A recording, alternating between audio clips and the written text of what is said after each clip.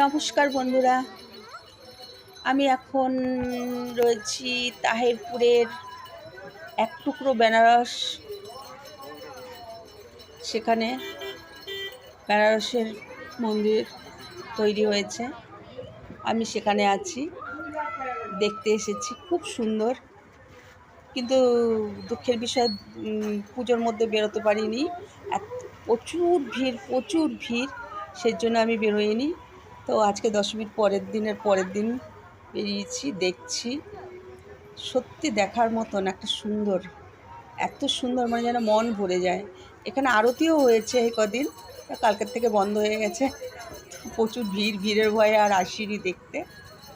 তো দেখো, তোমাদেরও ভালো লাগবে দেখলে।